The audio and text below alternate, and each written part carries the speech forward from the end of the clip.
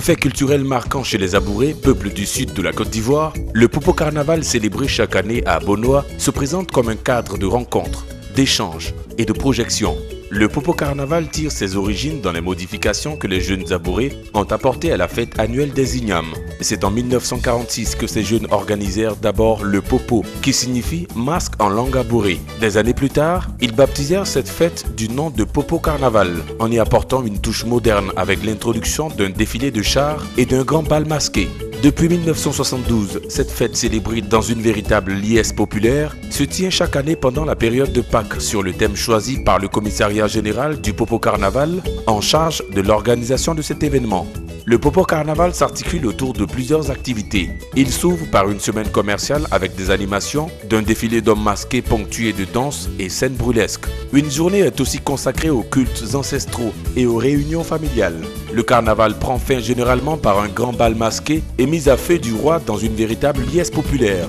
La 37e édition du Popo Carnaval qui se tiendra du 17 au 30 avril sous le thème « Les arts, la culture et le tourisme », quelle stratégie pour une meilleure contribution au PIB en Côte d'Ivoire, se veut une contribution de ces trois secrets à l'émergence de notre pays. Car bien plus qu'un fait culturel, le Popo Carnaval devrait constituer une source de devises pour l'économie ivoirienne.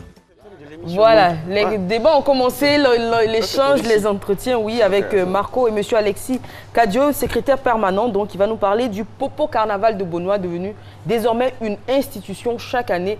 On attend avec impatience cette grande fête, voilà. Et le thème aujourd'hui, Popo Carnaval, divertissement ou richesse culturelle. Première question, est-ce que le Popo Carnaval célèbre quelque chose de particulier, comme par exemple la Bissa, ou ça a été une fête spontanée d'une initiative personnelle? Comment on crée le Popo Carnaval, l'origine de cette fête? Merci Eva. Je voulais saluer les téléspectateurs, tous les Ivoiriens, pour dire que nous sommes là encore pour parler du carnaval. La question que Eva pose, le Popo Carnaval est une initiative, je dirais, des jeunes qui, à l'époque, ont vécu la fête des Ignames. Et au cours de cette fête, il y avait une danse qui avait été initiée et où les clowns, enfin, en griffe, des clowns qui étaient venus de Gold Coast, ceux-là portaient des masques vraiment effrayants. Et ça les a marqués. Et donc, quand ils sont devenus grands, parce que les fêtes des Ignames chez nous a disparu avec la pénétration de la religion, et donc du coup, il fallait quand même toujours revivre ces ambiances festives. Et c'est ainsi que ces jeunes qui étaient alors des enfants qui avaient été effrayés par les masques, devenus grands, ont décidé de perpétuer cette fête en créant le Popo Carnaval. Très bien. Et pourquoi Popo? Parce que le nom Popo, c'est le masque en abouré. D'accord. Comme le dirait le professeur, c'est le fait de taper sur le masque, ça donne un son, Popo, et c'est devenu Popo Carnaval. C'est une fois de désigner le masque en abouré.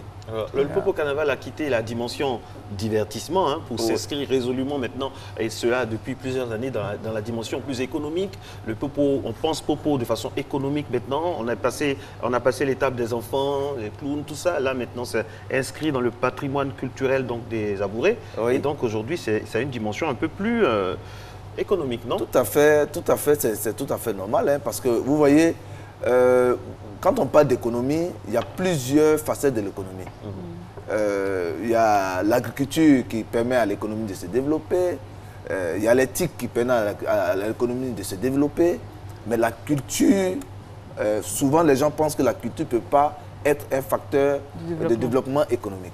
Mais c'est là que le carnaval veut s'inscrire pour dire que oui, on peut bien s'amuser, mais on peut s'amuser en permettant à la localité et à la Côte d'Ivoire de prendre une autre proportion en vue de permettre à des acteurs économiques, parce que les acteurs culturels sont également des acteurs économiques. Ils font des spectacles et ces spectacles peuvent être vendus. Au-delà de cela, les décorateurs, les stylistes, tous ceux qui interviennent dans l'art,